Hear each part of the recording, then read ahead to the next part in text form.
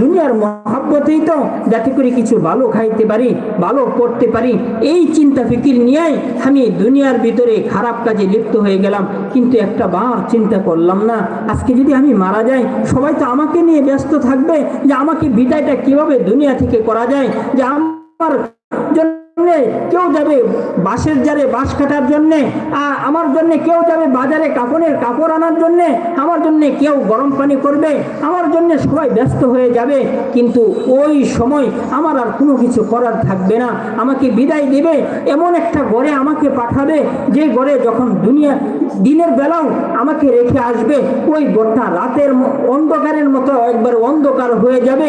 আমার ঘরে কেউ বাতি জ্বালাবে না, কিন্তু সকলের ঘরে সকলে গাড়িতে এসে তাদের ঘরে বাতি জ্বালাবে। তাহলে আমার আর আপনার ওই কবরের বাতিটা কে জ্বালাবে? নিজেরই তো জ্বালাইতে হবে। কবর তো এই জন্যই